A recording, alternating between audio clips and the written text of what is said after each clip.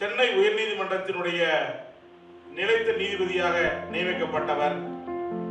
வாழ்ந்தவர் கோடி, மறைந்தவர் கோடி, மக்களின் மனதில் நின்றவர் யார் என்கின்ற கேள்விக்கு தமிழ்நாட்டினுடைய நீதிபதிகள் 1000 பேர் வந்திருக்கிறார்கள், சென்றிருக்கிறார்கள், வந்தார்கள், வென்றார்கள், சென்றார்கள். ஆனால் தமிழனுள் எங்கெல்லாம் இருக்கின்றனோ அவனுக்கெல்லாம் அறிந்த ஒரே நீதிபதி எங்களது ஐயா ஆனந்த் வெங்கடேஷ் அவர்கள்.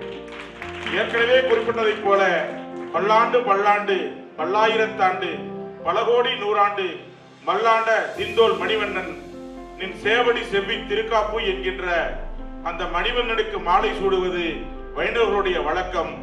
ஆனால் ஆனந்த் வெங்கடேஷ் அவர்களுக்கு மாலை சூடுவது வழக்கறிஞர்களுடைய வழக்கம்.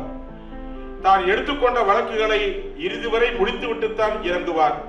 ஆனால் ஆனந்த் வெங்கடேஷ் அவர்கள் வழக்கை விசாரிக்கிறார் என்றால் கள்ள மனமெல்லாம் கழிவிட்டு போகிறான், நல்ல மனமெல்லாம் களிப்புறுகிறான் என்றால் நீதிபதியாக அவர்கள் நிலைத்து நிற்கின்ற எத்தனையோ நீதிபதிகளுடைய வரலாற்றில் தனக்கென்று ஒரு தனிமுத்திரையை பதித்திருக்கின்றார். ஹர்ஷா ஸ்டேட் வெர்சஸ் பி கல்யாண சக்கரவர்த்தி என்கின்ற வழக்கில் தான் கொடுத்த வழக்கினுடைய நீதிபதியே தானே நான் அந்த நேரத்தில் கொடுத்த தீர்ப்பது சரியாக இல்லாமல் போய்விட்டது, ஆனால் இன்று இருந்தால் அந்த தீர்ப்பை மாற்றி சொல்லியிருப்பேன் என்று தான் தனக்கு ஏற்பட்ட அனுபவத்தை வெளிப்படையாக சொல்லுவதற்கு தவறாதவர் நீதிபதி நான் எங்காவது தவறியிருக்கிறேன் என்பதை பற்றி மீண்டும் மீண்டும் வழக்கறிஞர்களையே கேட்கின்றவர். இவர் கணக்கு சரியாகவில்லை, மீண்டும் ரெஜிஸ்ட்ரார் ஜெனரலிடம் என்னிடம் கொடுங்கள் என்று எப்பொழுதும் கேட்டதில்லை. சொன்னதுதான், ஒரே தீர்ப்பு தான், மக்கள் தீர்ப்பு தான். மக்களுக்காக உழைக்கின்ற கடந்த 6 ஆண்டுகளாக மக்கள் நீதிபதியாக வலம் வருகின்ற எங்களது ஐயா ஆனந்த் வெங்கடேஷ் அவர்கள் ஆனந்தம் தான், மண்ணில் ஆனந்தம், விண்ணில் ஆனந்தம். ஊரிலே இருக்கின்ற எல்லா நபர்களுக்கும் ஐயா ஆனந்த் வெங்கடேஷ் அவர்கள் வழக்கை விசாரித்தால் ஆனந்தம் ஆனந்தம். உங்களுடைய ஆனந்தம் எல்லோருக்கும் போய் சேரட்டும்.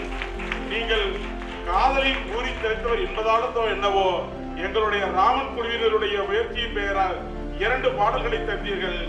2 மனம் உண்டு, ஆனால் எல்லாருக்கும் ஒன்றே சாட்சி, மனசாட்சி. அந்த மனசாட்சியினுடைய மகத்துவமான நீதிபதி ஐயா ஆனந்த் வெங்கடேஷ் அவர்கள் இப்பொழுது உரை நிகழ்த்த வருகிறார், நம்மை எல்லாம் தீர்த்த வருகிறார். இந்த நிகழ்ச்சியினுடைய புத்தக வெளியீட்டு விழாவை நிகழ்ச்சியை நடத்தி காட்டிய பப்ளிஷர் துரைராஜ் டிடிஆர் பப்ளிஷிங் ஹவுஸ் சார்பாக ஐயா அவர்களுக்கு ஒரு மரியாதை செய்யப்படுகிறது. ஐயா ஆனந்த் வெங்கடேஷ் அவர்களே, வாருங்கள், உங்களுடைய சொற்சுவையை தாருங்கள். இதை ஏற்றுக்கொள்வதற்கு எளிதோடு காத்திருக்கிறோம்.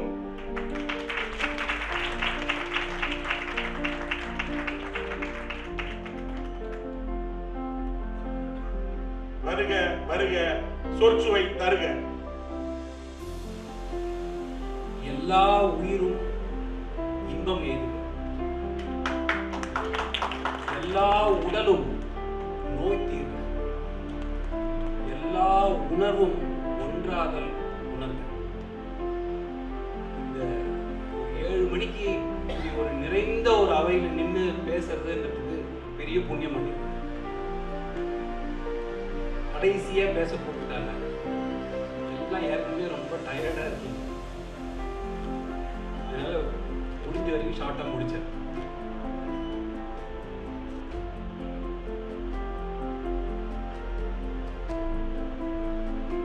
சேம்பர்ல பாவமா உட்காந்துருப்பேன்.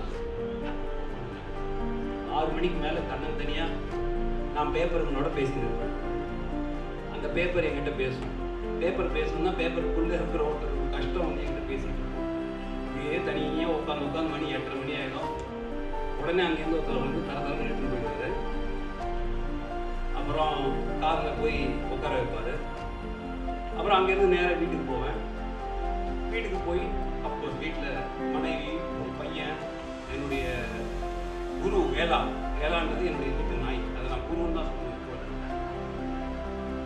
இவங்களோட முடிஞ்சு இப்படியே ஓடும். சேம்பர்ல உட்கார்ற ஒவ்வொரு நிமிடமும் தான் இந்த ஆர்டிகல் 21 கான்ஸ்டிடியூஷன்ல இருக்கு. ஒரு மனிதன் இந்த உலகத்தில் பிறக்கும் போதே அந்த லிபர்ட்டியோட தான் பிறக்கிறாங்க. லைஃப் அண்ட் லிபர்ட்டின்றது வந்து கான்ஸ்டிடியூஷன் உங்களுக்கு கொடுக்கல. உங்களுக்கு ஏற்கனவே இருக்கிற ரைட்டை கான்ஸ்டிடியூஷன் நிலைநிறுத்துது. உனக்கு இருக்கியா நீ இந்த உலகத்தை நீ பிறந்தாலேன்னு சொல்லி. அதை ரொம்ப பிரமாதமா புரிஞ்சுக்கணும்னா ஜட்ஜ் ஆகணும். ஒன்றும் இண்டிபெண்டன்ஸே கிடையாது. அதை மாதிரி பாவமா உட்கார்ந்து இருக்கிற ஒரு நாள் அருணாச்சலம் ஒரு பெரிய படையோட உள்ள வந்தார். என்னுடைய பிஏ சொன்னாங்க, அருணாச்சலம்னு ஒருத்தர் அனுப்பும் முதல்ல உள்ள அவர் வந்தார், ஒரு படையோட வந்தார். அப்பா, மக்களை பார்க்குற ஒரு சந்தர்ப்பம் எனக்கு கிடைச்சது. அதுக்காக நம்ம சேம்பர்ல எல்லாரையும் உடவு முடியாதுன்னு வச்சுக்கணும். வந்து உட்காருவார். உட்கார்ந்து அது இன்னும் அவரை பார்த்தாலே நம்மளுக்கு வந்து எதை வேணா பேசலாம்னு தோண ஆரம்பிச்சாங்க. அவர்கிட்ட நான் என்னென்னலாமோ பேசியிருக்கேன். அதை யாராவது ரெக்கார்ட் பண்ணியிருந்தாங்கன்னா இந்நேரத்துக்கு என்ன இம்பீச்மெண்ட்டுக்கு கூட்டிட்டு போயிருப்பாரு. அது சில பேரை பார்த்தா நம்மளுக்கு வந்து பேசணும்னு தோணும். சில பேரை பார்த்தா மனசை விட்டு என்ன வேணா பேசுவோம். அது மாதிரி அவருடைய படை சூழ வருவார். எப்பொழுதுமே அருணாச்சலம் தனியாக வர மாட்டார், படை சூழ தான் வருவார். அது வந்து அவங்க உட்காந்தோன்னா நான் பாட்டுக்கு பேசி பேசி அவங்க என்ன நினச்சிருப்பாங்க, இவர்கிட்ட வந்து ஒரு கார்டை கொடுத்துட்டு போயிடுவோம், முடிச்சுட்டு போயிடுவோம்னா நான் விடுவேனா? எனக்கு ஆள் கிடைச்சிருக்கான்ல, நான் எவ்வளோ நேரம் தான் பேப்பரே கட்டி நடுவேன். ஸோ அதனால் அருணாச்சலம் வந்தாருனாக்கா ஒரு 15 நிமிஷம் போயிடும். அதனால் அவர் அதுக்கு ஏற்ற மாதிரி பிளான் பண்ணிட்டு தான் என்னுடைய சேம்பருக்கு வந்து நிற்கணும் எப்போதும். அதாவது இந்த கதை எழுதுதல்ன்றது இருக்கு இல்லையா, நம்மளுக்கு கடவுள்னு ஒண்ணு இருக்கிறதே கதைனாலதான். நல்லா யோசிச்சு பாருங்க. கதை பேசலைன்னா, கதை சொல்லலைன்னா கடவுள் எங்க?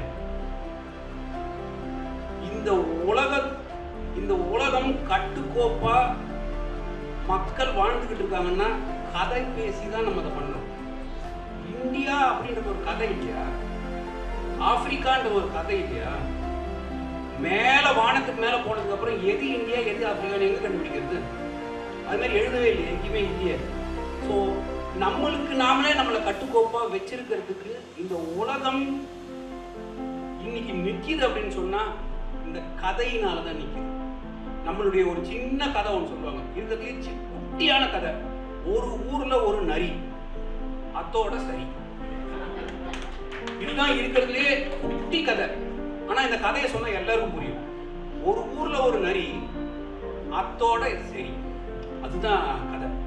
ஸோ கதை பேசி தான் அம்மா சொன்ன மாதிரி கதை பேசி தான் நம்மளுடைய கல்ச்சர், நம்மளுடைய ட்ரெடிஷன், நம்ம வாழ்ந்துகிட்டு இருந்த காலத்தை பத்தி அடுத்த ஜெனரேஷனுக்கும் அடுத்தவங்களுக்கும் தெரியறதுக்கான இந்த கதை தான். செவி வழியா இந்த கதை போய் தான் கதையை வச்சுக்கிட்டு தான் இந்த உலகமே வாழுதுன்னு நான் நினைக்கிறேன்.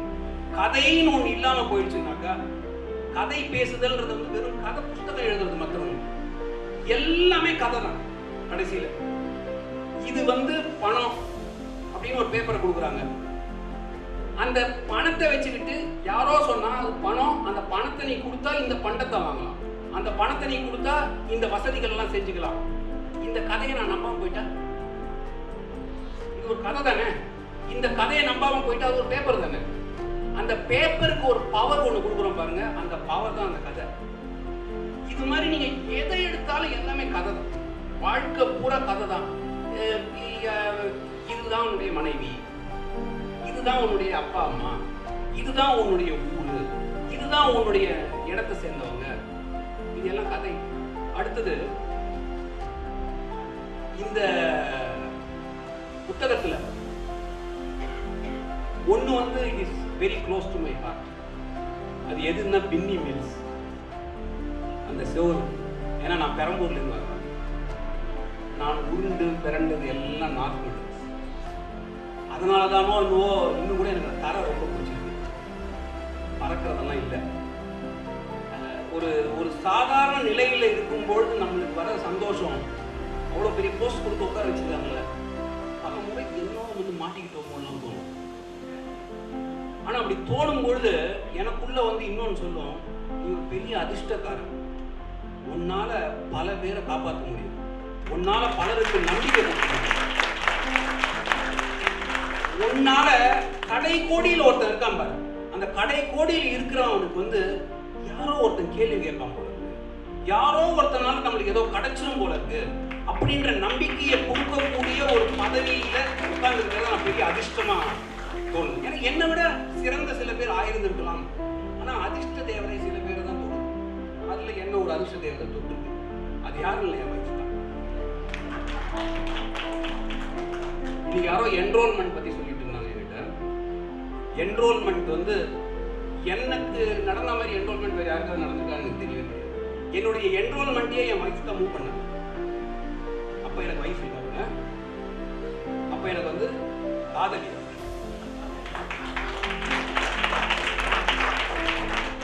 அப்ப நான் இன்னைக்கு யார்கிட்டயோ எழுதும்போது சொன்னேன், சில பேர்லாம் சொன்னாங்க என்ரோல்மெண்ட் ராஜமன்னார் பண்ணார், என்ரோல்மெண்ட் கிருஷ்ணசாமி ஐயர் பண்ணார். நான் சொன்னேன் என் என்ரோல்மெண்ட் உஷா பண்ணாங்க. அவங்க பண்ணின என்ரோல்மெண்ட்னால இன்னைக்கு நான் ஜட்ஜா உட்காந்து இதை விட ஒரு சிறந்த ஒரு அனுபவம் வேற யாருக்கா இருக்க முடியுமான்னு. அதனால என்ன சொல்ல வந்தேன்னா, இது மாதிரி ஒரு ஒரு பல முறை அந்த பதவியில உட்கார்ந்துகிட்டு இருக்கும் பொழுது அம்மா சொன்ன மாதிரி நம்ம என்ன பண்ணிட்டு இருக்கோம், நம்ம என்ன பண்றோம், நம்மளை சுற்றி இதெல்லாம் நடந்துகிட்டே இருக்கு, நம்ம இதெல்லாம் நம்ம இந்த பொசிஷன்லாம் ஏன் கொடுத்துருக்காங்க, ஏன் இவ்வளோ பவர் கொடுத்துருக்காங்க நம்மளுக்கு ஏன் இவ்வளோ பேர் மரியாதையா இருக்காங்க, இது இது இது எதை நம்பி இவங்க இதெல்லாம் செய்யறாங்க. இன்னும் கூட நான் பல முறை கோர்ட்ல சொல்லுவேன், இந்த சிஸ்டத்தை நம்பி இன்னும் கூட நீங்க கேஸ்லாம் போடுறீங்க அப்படின்னு நான் ஓப்பனா ஒரு ஜட்ஜா வேற சொல்லுவேன். இன்னும் கூட நீங்க இந்த சிஸ்டத்தை நம்புறீங்க, இந்த சிஸ்டத்தை நம்பி கேஸ் எல்லாம் வேற போடுறீங்க, அதுக்கு நாங்க வந்து ஜட்ஜ்மெண்ட் கொடுத்துருவோன்ற நம்பிக்கையில எல்லாம் உட்கார்ந்து இருக்கீங்க. இதை விட ஒரு பார்க்க முடியாது யாராலையுமே. யதார்த்தம் எப்பொழுதுமே யதார்த்தத்தை பார்த்துக்கிட்டே இருக்கணும். நம்ம ஏதோ மேல பறந்துகிட்டு எல்லாம் நல்லபடியா வாழுது மும்மாறி பொழிகிறதான்லாம் கேட்க முடியாது. அது இல்ல காலம். நம்மளுக்கு இப்ப சுத்தி என்ன நடக்குதுன்றது ரொம்ப ரொம்ப ரொம்ப முக்கியம். அந்த பொறுப்பு நம்ம கிட்ட எல்லாருக்கும் இருக்கு. அடுத்தது, இவருக்கு இப்படி ஒரு பரிமாணம் இருக்குன்றது வந்து இந்த புத்தகத்தை படிச்ச அப்புறம் தான் எனக்கு தெரிஞ்சது. நான் வந்து அவர் தோழர் அருணாச்சலம் வந்து அவர் என்டிவி ஐயாவுடைய, இன்ஃபேக்ட் என்டிவி ஐயான்னு சொல்றதே நான் நினைச்சிட்டேன், தோழர் என்டிவி அவருடைய ஒரு புத்தக வெளியீட்டுக்கு அப்புறமா அவரை பத்தி பேசுறதுக்காக என்ன குற்றாலத்துக்கு கூப்பிட்டார். எனக்கு அப்படிலாம் பேசவே தெரியாது. ஆனா அன்னைக்கு அங்க போய் உட்காந்து அந்த மைக்கை பிடிச்ச உடனே ஒரு மணி நேரத்துக்கு என் மூலமா என்டிவி பேசினார் நினைக்கிறேன். அப்படியே பொட்டி தீர்த்துட்டேன். அதன் பிறகு எல்லாரும் சொன்னாங்க, ஆடா என்ன பேச்சாரா சார், எனக்கு பேசவே தெரியாது. நான் பயங்கரமா கலோக்கியெல்லாம் ஏதோ பேசுவேன் மைக்கை பிடிச்சி. எனக்கு இது மாதிரி அப்படியே எதுக்கை மோனையெல்லாம் பிடிச்சதுன்னு பேச தெரியாது. ஆனா அன்னைக்கு ஏதோ என்டிவி எனக்குள்ள இறங்கிட்டார். இறங்கி ஒரு 1.5 மணி நேரம் என் மூலமா பேசுறாரு என்டிவி. அப்படியே அந்த திருநெல்வேலி நடந்ததும், அவர் என்னவா இருந்ததும், பின்னாடி என்னவா மாறினதும், இப்படி ஒரு புத்தகத்தை எழுதினார். சரி, அது ஒரு மனிதனுடைய வாழ்க்கையை பத்தின புத்தகம். ஆனா தன்னை சுத்தி நடக்கிறது இருக்கு பாருங்க, அதை வச்சுக்கிட்டு ஒரு கதை எழுதுறது அப்படின்றது வந்து ரொம்ப கஷ்டமான ஒரு விஷயம். நான் நிறைய ஆர்டிக்கல் எழுதுவேன். அந்த ஆர்டிக்கல் எழுதுறது ஏதாவது ஒரு ஒரு ஒரு ப்ராப்ளத்தை எடுத்துக்கிட்டு, அது ஏதாவது ஒரு எண்ணத்தை எடுத்துக்கிட்டு, ஏதாவது ஒரு உணர்வை எடுத்துக்கிட்டு அதை எழுதலாம். ஆனா ஒரு கருவை எடுத்துக்கிட்டு அதை சுற்றி கேரக்டர்ஸை வச்சு ஒரு கதையா வந்து அதை எடுத்துக்கிட்டு வர்றதுன்றது ரொம்ப கஷ்டம். ஏன்னா அது பெரிய முயற்சி வேணும். கஷ்டம்னு சொல்றதை விட நம்ம யாரும் அது முயல்றதே கிடையாது. அது மாதிரி இவர் சர்வசாதாரணமா எழுதியிருக்காரு இந்த மொத்த புக்கையும். அப்ப எனக்கு தோணின ஒரு விஷயம் என்னன்னா, இது மாதிரி படைப்புல இருக்கிறவர், இப்போ சினிமா டைரக்டர் இங்க வந்திருக்காரு, படைப்பு உலகத்துல இருக்கிறவங்களுக்கு ரொம்ப முக்கியமான விஷயம் என்னன்னா, அவங்களாவே யோசிக்கணும். Their thoughts should not be influenced by anything. நம்மளுடைய தாட்ஸ் இன்ஃப்ளூயன்ஸ் ஆகாம இருந்ததுன்னா அந்த கலைஞனால ஒரு படைப்பை கொடுத்து மற்றவங்களை சந்தோஷப்படுத்த முடியும். ஆனா இன்னைக்கு இந்த உலகம் அதை விட்டு ரொம்ப விலகி போயிட்டே இருக்கு. இன்னைக்கு நம்மளுக்கு ஆர்டிஃபிஷியல் இன்டெலிஜென்ஸ் ஒன்று வந்துடுச்சு. அந்த ஆர்டிஃபிஷியல் இன்டெலிஜென்ஸ்ன்றது வந்து செயற்கை நுண்ணறிவுன்னு சொல்றோம். அந்த ஆர்டிஃபிஷியல் இன்டெலிஜென்ஸ் இன்னைக்கு என்னெல்லாம் பண்ணும்னாக்கா, நீங்க ஒரு 10 கதையை எடுத்து ஒரு மாதிரி ஒரு அப்படி ஒரு இதுதான் கேரக்டர், இதுதான் இது அப்படின்னு சொல்லி அந்த ப்ரோக்ராம் கிட்ட கொடுத்துட்டீங்கன்னு வைங்களேன், அது ஒரு முழு கதையை எடுத்து உங்க கையில் கொடுத்துரும். மியூசிக் நீங்க பண்ண வேண்டிய ஒரே வேலை, என்ன மாதிரியான சூழல், யார் இருக்காங்க அதுல, என்ன மாதிரியான மியூசிக் வேணும், என்ன மாதிரியான இன்ஸ்ட்ருமெண்ட்ல இருந்தா சரியா வரும் அப்படின்றத நீங்க அந்த ஆர்டிஃபிஷியல் இன்டெலிஜென்ஸ் கிட்ட கொடுத்துட்டீங்கன்னா பிரமாதமான ஒரு கம்போஸ் பண்ணி ஒரு மியூசிக் கொடுத்துரும். சாட் ஜிபிடின்னு ஒன்று வந்துடுச்சு. இப்ப சாட் ஜிபிடின்றது வந்து ஆர்டிஃபிஷியல் இன்டெலிஜென்ஸினுடைய குழந்தை பருவம். அது இன்னும் வளரவே இல்லை. அதுக்குள்ள நம்மளுக்கு பெரிய த்ரெட்டெல்லாம் வர ஆரம்பிச்சிச்சு. சாட் ஜிபிடியில வந்து அதுவே ஆர்டிக்கல் எழுதும். நீங்க சும்மா அதுகிட்ட சொல்லணும், அது ஆர்டிக்கல் எழுதும், அது விட்டா ப்ளீடிங்ஸ் எழுதும், இல்லாத வழக்கெல்லாம் இருக்கிற மாதிரி எழுதும், எல்லாம் எழுதும். அமெரிக்காவுக்கு நடக்கவே நடக்குது. ஒரு பர்டிகுலர் ப்ளீடிங்ஸ் போகும்பொழுது 3 சைட்டேஷன் அதில் இருந்திருக்கு. சாட் ஜிபிடி எழுதியிருக்காரு. அவங்க தேடி தேடி பார்க்குறாங்க, அந்த மாதிரி ஒரு வழக்கே நடக்கலாங்க. அப்புறம் அந்த அட்வொகேட்டை பிடிச்சி என்னடான்னு கேட்டால், இது நான் பண்ணது இல்லைங்க, சாட் ஜிபிடி. அதனால இந்த கதை எழுதுதல், இந்த கலைஞர்களுடைய ஆற்றல், the originality of an artist. An artist can be in the music field. The artist can be a director. He can be an actor. என்னவான இருக்கலாம். ஆனா இன்னைக்கு வரைக்கும் நம்ம வந்து ஏன் அந்த ஆக்டர்ஸை பத்தியும் அந்த டைரக்டர்ஸை பத்தியும் ஏன் நம்ம திருப்பி பேசுறோம்னா, அவங்களுக்குள்ள இருந்து வந்த ஒரு விஷயத்தை வெளியில நம்மகிட்ட காமிச்சாங்க. சிம்பிளா ஒரு எக்ஸாம்பிள் சொல்றேன். சிவாஜி கணேசனுக்கு யார் இன்ஃப்ளூயன்ஸ்? பாரதி ராஜா. நான் அவரை ரொம்ப முக்கியமான ஒரு மனிதனா கருதுறேன். தமிழ் ஃபீல்டு யார் கையிலயோ இருந்த அந்த திரைப்படங்கள் வந்து இந்த மாதிரி ஒரு கூட்டணிக்கு கையில வந்து மாட்டிடுச்சு. அந்த டைம்ல 70கள் எல்லாம் வந்து எல்லாரும் ஹிந்தி பாட்டு மாத்திரம் தான் கேட்பாங்க, ஹிந்தி படங்கள் தான் பார்ப்பாங்க. ஹிந்தி ஆக்ட்ரஸ் பேர் சொல்றதெல்லாம் வந்து ஒரு பெரிய பெருமையா நினைச்சுப்பாங்க. அப்போ உள்ள வந்து குதிச்சாலுங்க தான் பாரதி ராஜா, இளையராஜா, வைரமுத்து. இன்னைக்கு அவங்க எப்படி திரைப்படத்தை திருப்பி போட்டாங்க அப்படின்றது வந்து நம்ம பின்னாடி போய் பார்த்தாதான் தெரியும் அவங்க என்னென்னலாம் பண்ணியிருக்காங்க அப்படின்னு சொல்லி. இவங்களுக்கு என்ன இன்ஃப்ளூயன்ஸ் இருந்திருக்கும்? இவங்க தங்களுக்குள்ள இருந்த அந்த கலை திறனை மக்களுக்கு கொடுத்த போது மக்களுக்கு அது ரொம்ப பிடிச்சு போயிடுச்சு. அப்போ ஒரு ஒரு ஒரிஜினாலிட்டி வெளியில வரணும் அப்படின்னு சொன்னா இன்ஃப்ளூயன்ஸே இல்லாம இருக்கணும். எந்த விதமான ஒரு வெளி இன்ஃப்ளூயன்ஸும் நம்மளுக்கிட்ட வரக்கூடாது. வந்ததுன்னா என்ன ஆயிடுன்னா அதுவும் நம்மளுடைய தாட்டு கிளாஷ் ஆக ஆரம்பிச்சு. இப்போ ஒரு பர்டிகுலர் டைட்டில் கொடுத்து எழுதுங்கன்னு சொன்னாங்கன்னு வைங்களேன், நீங்க இந்த டைட்டில்ல என்னதான் இருக்குன்னு கூகுள்ல போய் தட்டிட்டீங்கன்னு வைங்க, கூகுள் ஒரு 100 விஷயத்தை உங்க கையில கொடுக்கும். நீங்க என்ன பண்ணுவீங்க, அதுல இருக்கிற நல்லா இருக்கிறத வச்சு அப்படி அப்படியே கட்டும் பேஸ்டும் பண்ணி ஒரு ஆர்டிக்கல் அடுத்த நாள் கொடுத்துட்டு எல்லாம் கை தட்டுவாங்க. நம்ம ஆளுங்க எப்படி இதெல்லாம் செக் பண்ண போறது இல்லை. நம்மளுக்கு இன்னைக்கு எல்லாம் வாட்ஸ்அப்லேயே எல்லாமே பண்ணிடுவோம். வாட்ஸ்அப்ல ஹிஸ்டரி பேசுவோம், வாட்ஸ்அப்ல ஜியாகிரபி பேசுவோம், வாட்ஸ்அப்ல பாலிடிக்ஸ் பேசுவோம். கல் நெஞ்சக்காரன் வாட்ஸ்அப்ல ரொம்ப கருமையான ஆளா. ஒரு மனிதனுடைய பொய்யான முகத்தை காமிக்கிற ஒரு வஸ்துன்னா அந்த வாட்ஸ்அப் தான், அந்த ஃபேஸ்புக் தான். எல்லாம் பொய், அதுக்குள்ள இருக்கிறது மொத்தமும் பொய். யாருமே அவங்களுடைய உண்மையான முகத்தை காமிக்கிறதே இல்லை, அவங்களுடைய உண்மையான குணத்தை காமிக்கிறதே இல்லை. ஆனா நம்ம எல்லாரும் இன்னைக்கு அதை தான் நம்பணும்ன்றதுல வந்து ரொம்ப தீர்மானமா உட்கார்ந்துட்டு இருக்கோம். அப்போ நம்மளுடைய எண்ணத்தை ஆக்கிரமிக்கிறதுக்கு நம்மளை சுத்தி ஒரு பெரிய அசுரன் ஒன்று வந்து கிரியேட் ஆகிட்டு இருக்கு. இன்னைக்கு ஆகாது நாளைக்கு ஆகாதுன்னு எல்லாரும் நினைச்சாங்க, அப்படின்னு நினைச்சாங்க. 90களில் ஆரம்பிச்சது இன்டர்நெட்ல. மனிதனுடைய எவல்யூஷன் எவ்வளவு வருஷம் ஆச்சு? 4 பில்லியன் இயர்ஸ் ஆச்சு. 4 பில்லியன் இயர்ஸ் ஆச்சு. மனுஷன் இவால்வ் ஆகி மாறி வந்து போய் இன்னைக்குமே கூட நம்மள்கிட்ட இருக்கிற சில டிஎன்ஏ எல்லாம் நம்ம காட்டுவாசியா இருந்த போது என்ன வெளியில வந்ததோ அதெல்லாம் நம்ம வெளில வரும். கல்ல தூக்கி அடிப்போம். கரெக்டா? ஏதாவது ஓவர் ஆச்சுன்னா டக்குன்னு நம்ம கை தானா போகும். எங்களை கோட்டில் அடிச்சாங்க.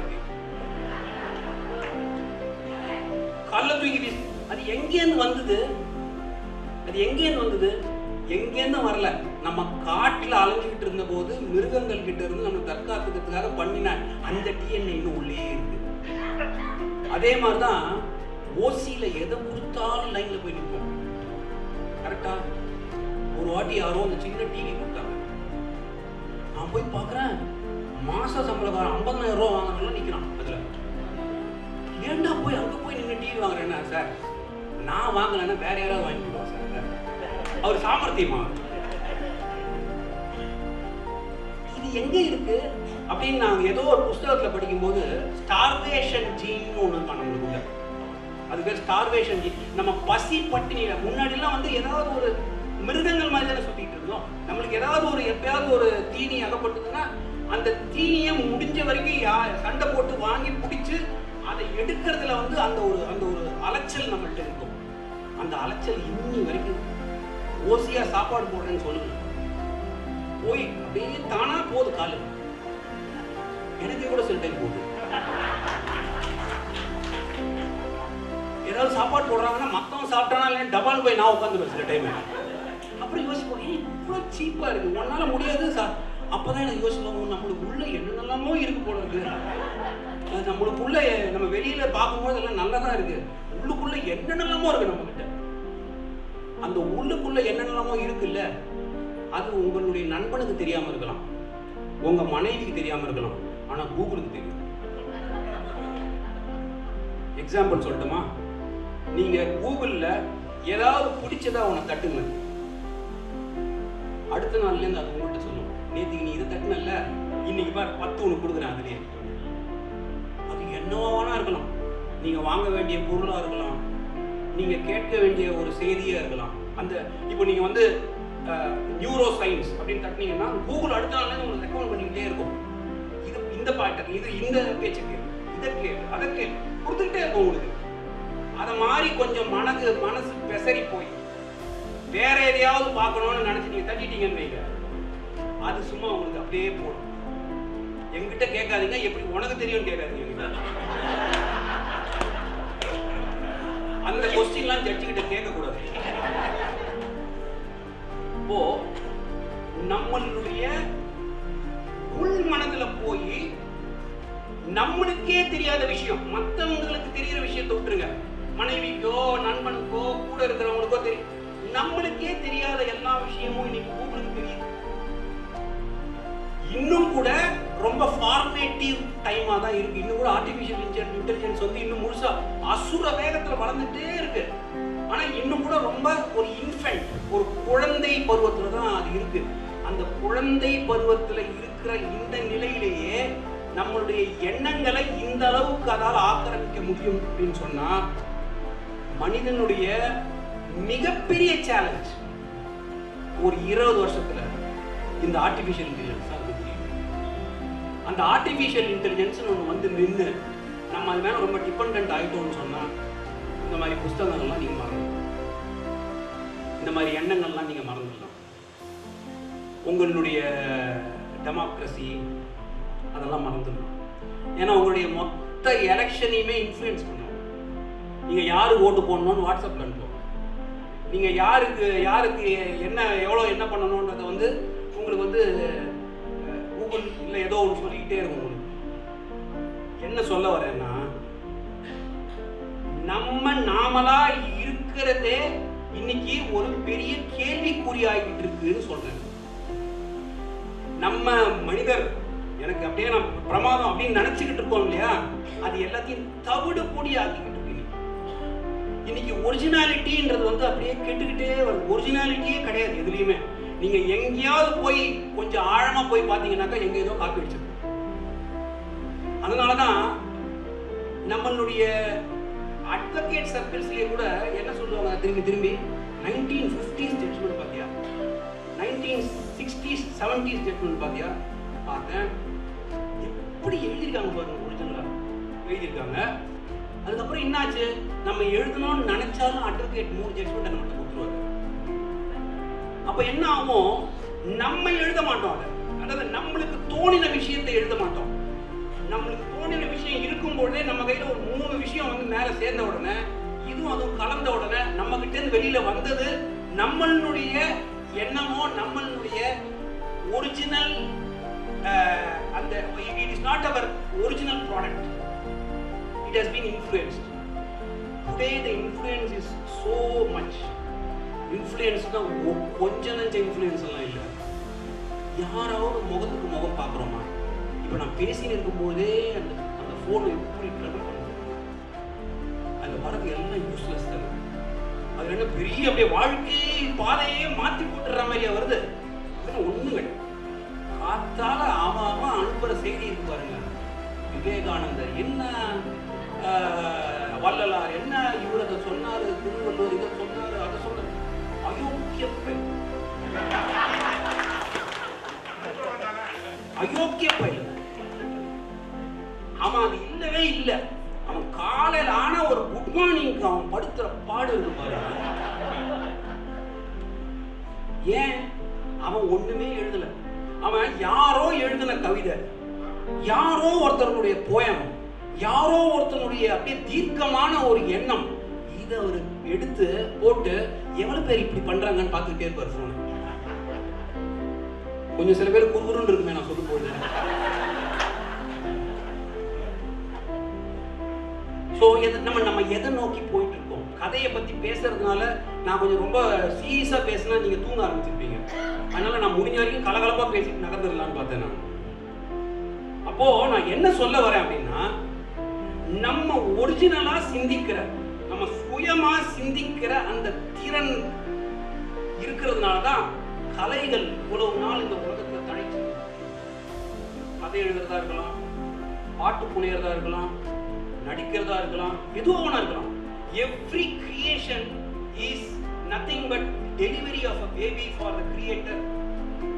அந்த கிரியேட்டர்னுடைய குழந்தை அது அவங்களுக்கு பிரசவம் தான், அது வெளியில வர வரைக்கும் இல்லையா? ஒரு டைரக்டர் ஒரு படம் எடுக்கிறாரு, அவருடைய படம் வெளியில வந்து அப்படி விழும்பொழுது ஒரு ஆக்சுவலா ஒரு தாய் எப்படி 10 மாசம் தன்னுடைய வயத்துல சுமக்கிறாளோ அது மாதிரி அந்த கதையை சுமக்கு. அதுதான் அவருக்கு ஆயிருக்கு. எவ்ரி அதர் நான் ஒரு ஆர்டிக்கல் எழுதும் போதே எனக்கு அப்படி தோணும். அந்த ஆர்டிக்கல் எழுதி வெளியில வந்துட்டு அதை முழுசா பார்க்கும்போது கொஞ்சம் நம்மளுக்கே கொஞ்சம் திமிரா இருக்கும், எப்படி எழுதிருக்கோம்ல அப்படின்னு சொல்லி. அதுதான் இன்னைக்கு உலகத்துல நம்ம ரசிக்கக்கூடிய, நம்மளுடைய உணர்வுகளை தூண்டக்கூடிய, நம்மளுடைய ஃபைனஸ்ட் ஆஃப் சென்சஸ் தூண்டக்கூடிய விஷயங்கள் எல்லாமே இட் இஸ் ஸ்லோலி டேக்கன் அவே. தயவு செய்து நல்லா யோசிங்க நான் என்ன சொல்றேன் அப்படின்றது. We are not ourselves. இன்னைக்கு எங்க வீட்டுல ஒரு டிரைவர் ஒருத்தவங்க, சிம்பிளா அப்படி சொன்னா புரிஞ்சிடும். டிரைவர் 3rd ஸ்டாண்டர்ட் தான் படிச்சிருக்கான். அவன் என்ன பண்ணான், அவனுக்கு வந்து மெசேஜ்லாம் கூட அனுப்ப தெரியாது. அவன் என்ன பண்ணான், அவனுக்கு யாரோ ஒருத்தர் வந்து அந்த ட்விட்டர் அது ஏதோ அக்கௌண்ட் ஓப்பன் பண்ணி கொடுத்துட்டாங்க. இவன் என்ன பண்ணான், அவன்கிட்ட இருக்கிறதுலே பெஸ்டா இருக்கிற ஒரு டிஷர்ட்டையும் ஜீன்ஸையும் போட்டான். ஒரு ஆடி கார் பக்கத்துல போய் நின்னான், கூலிங் கிளாஸ் போட்டுக்கிட்டு 2-3 ஆங்கிள் போட்டோ எடுத்தான், ட்விட்டர்ல போட்டான். அதுக்கு ஒரு பொண்ணு விழுந்துச்சு.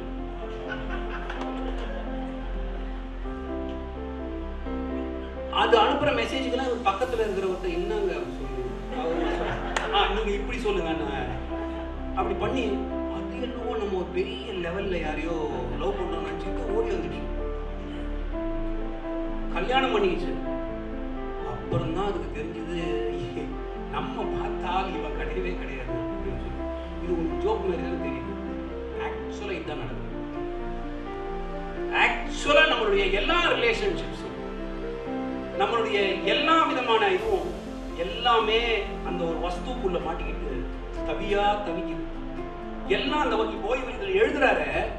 இதை அவர் எழுதியிருக்கணும்னா, இப்ப அந்த பஸ் அந்த மேல் பாதிக்கு அந்த இது எழுதி, இதெல்லாம் எழுதணும்னா நம்மளை சுத்தி என்ன நடக்குதுன்னு பார்க்கணும். ஒரு எழுத்தாளனால எழுதணும் அப்படின்னு சொன்னா அவனை சுத்தி இருக்கிறவங்களை பார்த்துக்கிட்டே இருக்கணும். அவனை சுத்தி இருக்கிறவங்களுடைய உணர்வுகளை புரிஞ்சுக்கணும். அவனை சுத்தி இருக்கிறவங்களுடைய வாழ்க்கை முறையை தெரிஞ்சுக்கணும். இதெல்லாம் தெரியாம ஒரு கதையெல்லாம் எழுதிட முடியாது. ஆனா சாட் ஜிபிடி இதெல்லாம் தெரியணும்னு அவசியம் கிடையாது.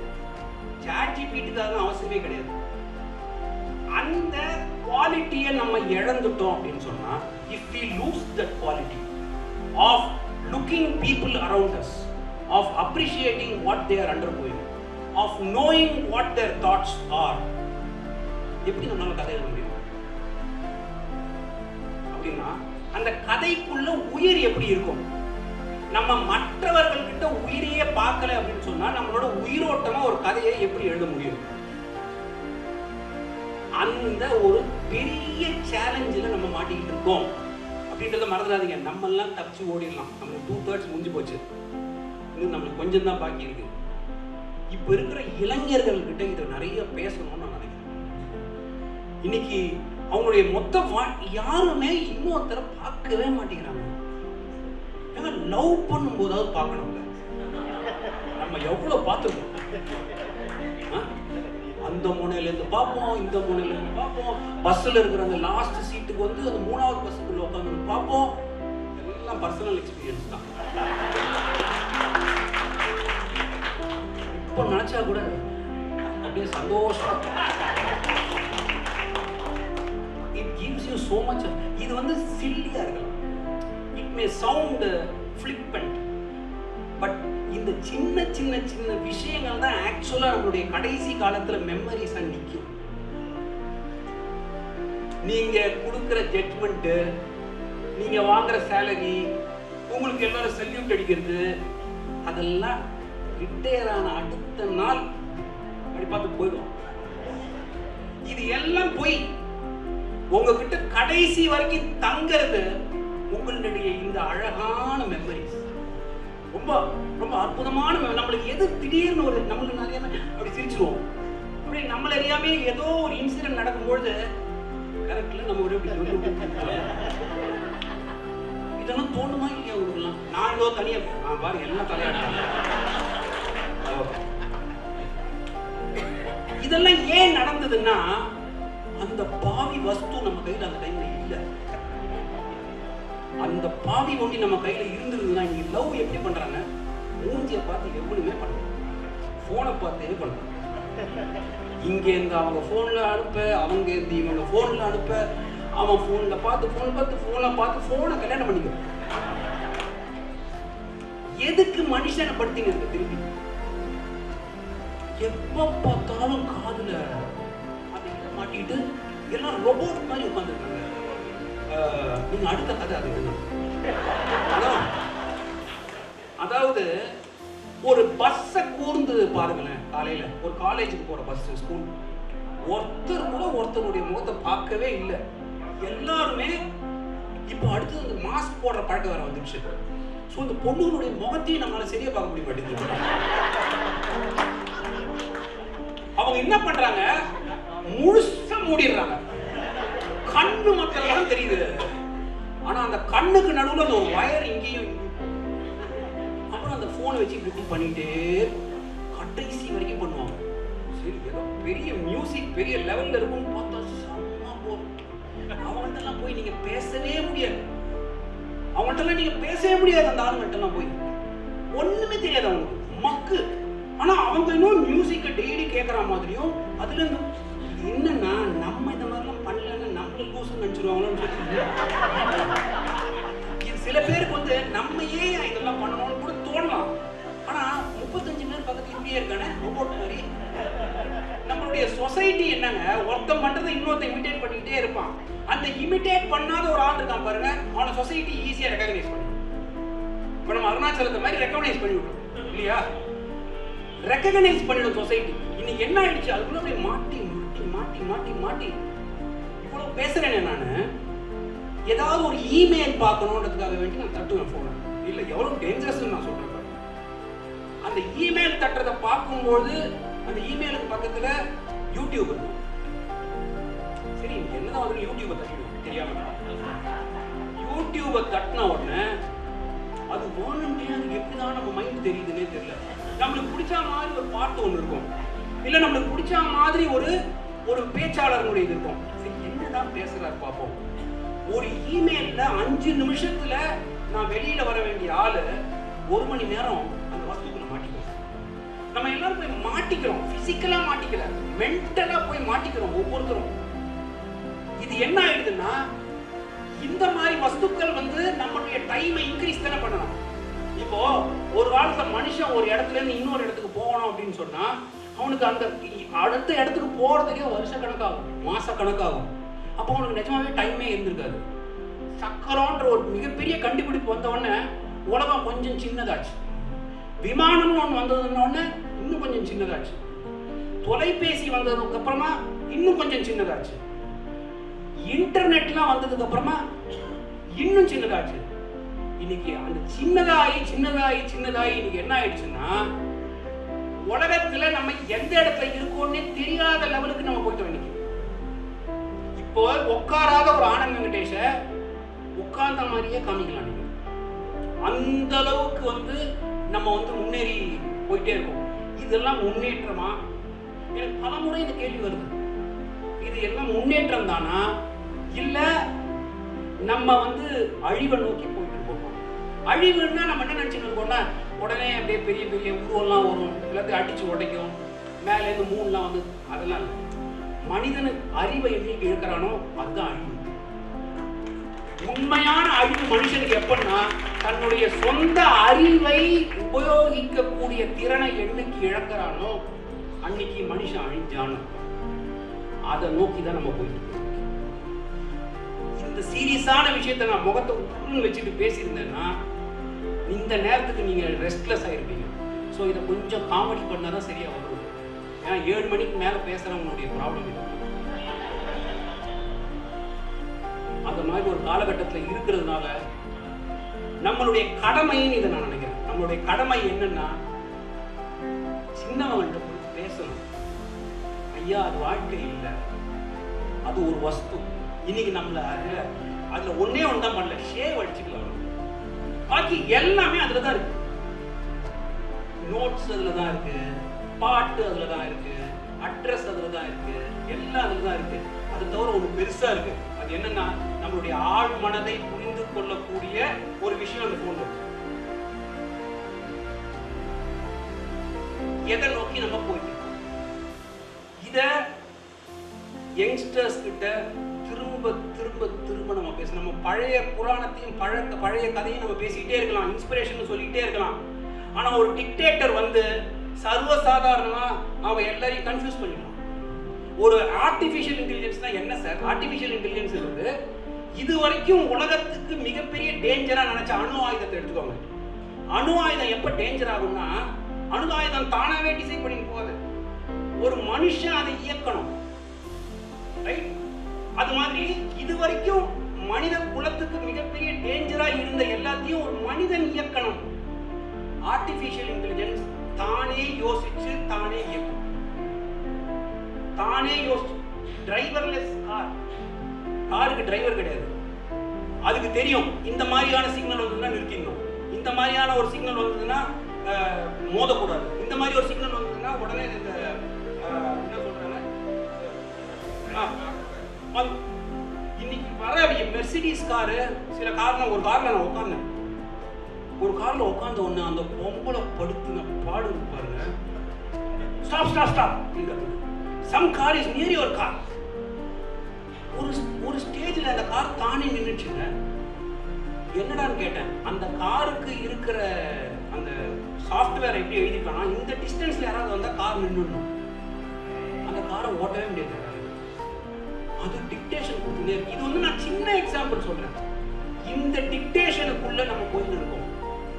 We are entering into a stage where science is no more some ஒரு கதையோ கற்பனையோ இல்லை. It is now becoming a reality. அந்த ரியாலிட்டியில இருந்து மண்ணின் மகிமைன்னு சொன்னாங்க, அந்த மண்ணினுடைய மகத்துவத்தை புரிஞ்சுக்கணும்னு சொன்னாங்க. அது எல்லாத்தையும் எல்லாம் கலப்பி போட்டு இருக்கோம். எந்த மகிமையுமே நமக்கு தெரியாம போயிடும். அதனால கடைசியா என்ன சொல்லி முடிக்கிறேன்னா, இதுல இருக்கிற கதையை பத்தி நான் பேச மாட்டேன்னு நினைச்சேன். ஏன்னா இல்லைன்னா நீ புக்கை வாங்கி படிக்கணும், அதுதான் அவர் எழுதிப்பாரு. நாங்களே கதையெல்லாம் பேசிட்டோம்னாக்கா யார் புக்கை படிப்பாங்க? இப்போ இங்க யாரும் படிக்கிறது இல்லை. எப்படியுமே நம்ம படிக்கிறதெல்லாம் நிறுத்திட்டாங்க. எனக்கு பெரிய கஷ்டம். ஒவ்வொரு மீட்டிங் போது இவ்வளோ புக்கு கொடுத்துருவாங்க நம்ம கையில. எனக்கு அவமானமா இருக்கும் வீட்டுக்கு போய். ஸோ நான் என்ன பண்றது, அந்த புக்கை அப்படியே என்னுடைய கண் பார்வையிலேயே வச்சுப்பேன். ஸோ வைக்கேரியஸாக படிப்பேன் புக்கை. அந்த புக் சில டைம் புக் எடுத்து மூந்தெல்லாம் பார்த்து வச்சுருவேன். டைமு நீங்கள் பாட்டுக்கு கேஸாக என்கிட்ட போட்டாங்கன்னா எங்கே படிக்கிறது புக்கு போயிட்டு? அதனால இந்த புத்தகம் படிக்கிற அந்த ஒரு பொறுமையே இல்லாம போயிடுச்சு. இப்போ நியூரோ சயின்டிஸ்ட் என்ன சொல்றாங்கன்னா, we are the most distracted people. இந்த ஜெனரேஷனுக்கு பேரே டிஸ்ட்ராக்டட் ஜெனரேஷன். என் பையன் வந்து விஷுவல் கம்யூனிகேஷன் படிக்கிறான் வேலை காலேஜ். அன்னைக்கு வந்து சொன்னா, அப்பா கௌரவம் படம்னு ஒன்று வந்துதான். ஆமா கௌரவம், அதை ரெவ்யூ எழுத சொல்லியிருக்காங்க. வா சூப்பரா, அதெல்லாம் உண்டு, நீ என்ன கதைன்னு சொன்ன ரெவ்யூ எழுத. அவனை சீனா பார்த்து அதுல என்ன காமிக்கப்பட்டிருக்கு, அதுல என்ன மாதிரி கல்ச்சர் ப்ரொஜெக்ட் பண்ணப்பட்டிருக்கு, அதுல வர கேரக்டர்ஸ்னுடைய என்னென்ன ஆயிருக்கு, ரிலேஷன்ஷிப்ஸ்குள்ள என்ன ப்ராப்ளம் இருக்கு, இதான் ரெவ்யூ. ரெவ்யூ எழுதுறான்னா அவன் 3 சீனை பார்த்துட்டு ஏன்பா இந்த இவ்வளோ உணர்ச்சி சொல்றான், என்ன இப்போ அவன் வளர்ப்பு மகன் எதிரில் வக்கீல நிற்கிறான், அவன் ப்ராப்ளம் தான் என்ன அப்படின்னு அவன் என்கிட்ட கேட்குறான். நான் சொன்னேன், இல்லடா அது வந்து ஒரு சினிமா இவ்வளோ உணர்ச்சி வசப்பட்டுன்னு இதெல்லாம் ரொம்ப கஷ்டமாயிடும். அப்போ பொறுமையே இல்லை அவனுக்கு, அவன் அதை பார்க்கறதாவே இல்லை. அதனால நம்ம பொறுமை இழந்துட்டே வரோம். we are distracted and distracted and distracted. நம்ம ஒரு டிஸ்ட்ராக்ஷன் வந்து நம்ம என்னைக்குங்க கடைசியா சோம்பேறித்தனம் அப்படியே விட்டத்தை பார்த்துக்கணும். கொஞ்சம் யாராவது ஒருத்தர் சொல்லுவோம், நான் பார்க்குறேன், நான் எதாவது வீட்டுக்கு போனோன்னா நெட்ஃப்ளிக்ஸ் போடுவேன். ஏன்னா எனக்கு கொஞ்சம் சினிமா பைத்தியம், அந்த ஹாட்ஸ்பாட்ல நல்லாவே பார்த்துட்டேன், லேட்டஸ்ட் படம் வரைக்கும் இல்லை. ஸோ ஏதோ ஒன்று பண்ணிக்கிட்டே இருக்கு. ஆனால் கிரியேட்டிவிட்டி வேணும்னா நீங்கள் விட்டதை பார்க்கணும்.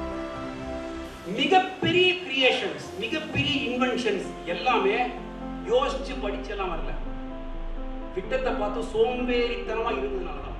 கிரியேட்டிவிட்டி ஸ்டார்ட்ஸ் தேர் ஆக்சுவலா. அதையே நீங்க எடுத்துட்டீங்கன்னாக்கா நம்மளுக்கு ஒரு சும்மா இருக்கிறதுக்கான ஒரு நேரமே இல்லாத ஒரு சிச்சுவேஷன் வந்ததுன்னா நம்ம மைண்ட் எப்போ பார்த்தாலும் ஆக்குப்பை ஏதோ ஒன்று இருந்துகிட்டே இருக்கு, நம்ம மைண்ட்ல அப்படியே இருந்துகிட்டே இருக்கு. இது இருந்தால் ஃபோன் போச்சு, போனோமா டக்கு எடுத்து காதில் மாட்டிக்கிறோம், அப்புறம் வீட்டுக்கு போனோமா டிவி பார்க்குறோம், நெட்ஃப்ளிக்ஸ் பார்க்குறோம், இதை பார்க்கலாம். தூங்கும் போதாவது பீஸ்ஃபுல்லாக தூங்கணுமா? அப்பவும் கொஞ்சம் வயசானவனா எம்எஸ்வி போட்டுக்கிறோம், இல்லை இளையராஜா போட்டுக்கிறோம், இல்லை இப்போ வர பாட்டு எதையோ ஒன்று போட்டுக்கிறோம். இப்படியே காலம் ஒரு வஸ்துவை சுற்றி சுற்றி சுற்றி சுற்றி தான் நம்மளுடைய வாழ்க்கையை ஓடி. இன்னைக்கு நம்ம ஒரு இடத்துக்கு ஒரு ஹோட்டலுக்கு தக்க போனால் வைஃபை என்ன பாஸ்வேர்ட் கொடுங்க, படப்படப்படன்னு ட்ரக் அடிக்கிற மாதிரி எழுதணும். நம்ம போய் கேட்குற முதல் வைஃபை அந்த அது கொடுத்த ஒன்று தான் ஒரு லகரின்னா இன்னும் ஒன்று எழுதியிருக்காரு. எனக்கு அதுதான் ஞாபகம் வந்தது இந்த புஸ்தகத்தில். Drug, we are persistently and continuously under the influence of a drug. அதுக்கு NDPSக்கெல்லாம் தேவையில்லை, நம்ம கையில் வச்சு சுற்றினது. நம்ம குழந்தைங்க கையிலலாம் அதை கொடுத்துட்டோம். ட்ரக்கை வந்து we have given it, we have safely handed it over into the hands of children, and children have stopped looking at faces, children have stopped looking at emotions, and today children don't even, when they grow, children don't even know how to procreate. Procreation மறந்து போச்சு. நான் பல முறை யோசிப்பேன், அது எப்போ ஒரு வீட்டில் 18 பேர் இருந்திருக்காங்க, எப்போ இவரு அவங்க கிட்ட போனாரு, ஒரே டைம்ல பார்த்தா அம்மா பிரெக்னென்ட், பொண்ணு பிரெக்னென்ட், அங்க பிரெக்னென்ட், எல்லாம் பிரெக்னென்ட்டா நிற்பாங்க வீட்டுல. அப்படி ஒரு விரையிலா இருந்த இந்த சொசைட்டில where did we lose all this? இவ்வளவு தெரியுது, இவ்வளவு நாலேஜ் இருக்கு. ஒரு மனுஷன் காலாகாலமா சாதாரணமா குழந்தை பெற்றுருந்தான், சாதாரணமா உறவு வச்சிருந்தான், அது எல்லாமே காம்ப்ளெக்ஸ் ஆகி போச்சு. இன்னைக்கு ரோபோட்டை கல்யாணம் பண்ணிக்கிற லெவலுக்கு போயிட்டோமே நம்ம. It is called as sex bots. இது பத்தி நீங்க படிச்சிருக்கீங்களான்னு எனக்கு தெரியல. செக்ஸ் பாட்ஸ் அப்படின்னு ஒரு பெரிய மேனுஃபேக்சரிங்கே நடந்துட்டு இருக்கு.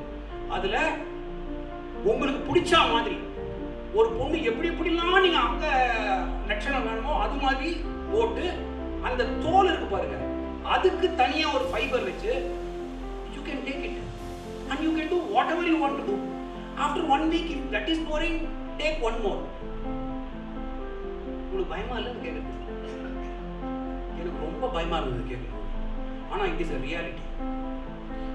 இப்படி மனிதனுடைய மிக நுண்ணிய உணர்வுகள் எல்லாத்தையும் இன்னைக்கு இது ஆக்கிரமிச்சுக்கிட்டே இருக்கு. நம்மளுக்கு தெரியவே இல்லை. we don't know.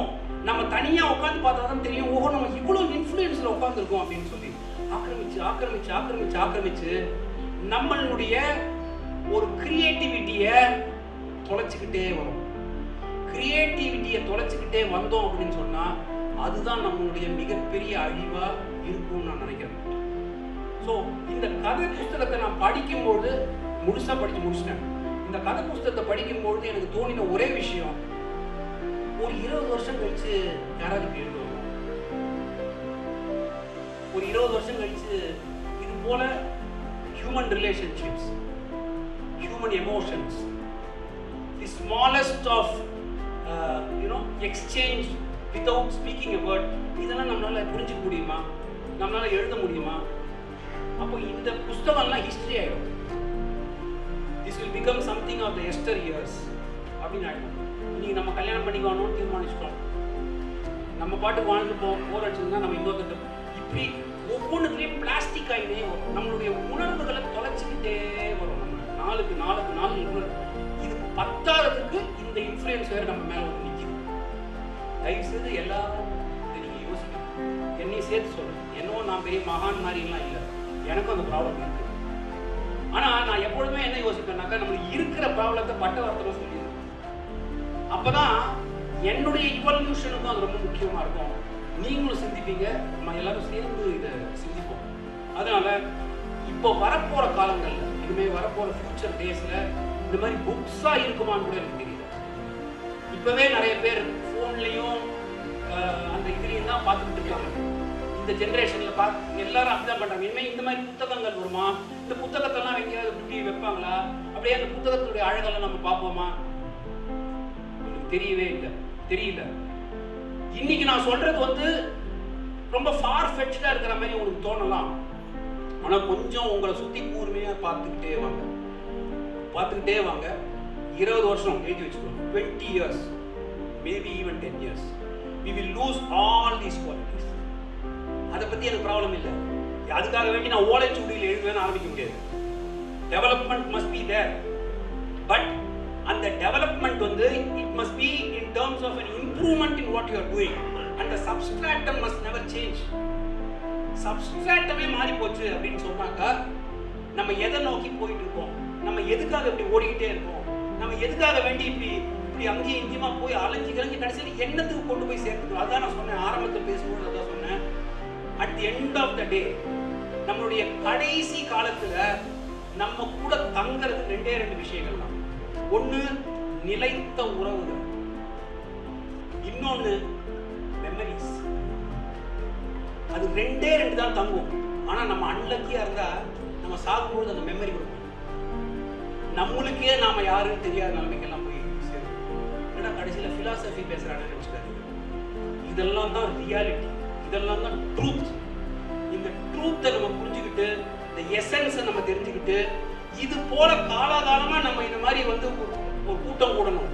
நம்ம முகங்கள் எல்லாம் பார்க்கணும், எல்லாருடைய உணர்வுகளையும் புரிஞ்சுக்கணும். அப்படின்ற ஒரு கேரக்டரிஸ்டிக், நம்ம ஹியூமன் பீயிங்கா இருக்கிற அந்த கேரக்டரிஸ்டிக்கை நம்ம அந்த ஜென்ரேஷன் கிட்ட பேச முடியாது. அந்த ஜென்ரேஷன் முகத்தை பார்த்து நம்ம பேசணும். அதனாலதான் நான் பல முறை ஸ்டூடெண்ட்ஸ்கிட்ட பேசிக்கிட்டே இருப்பேன்.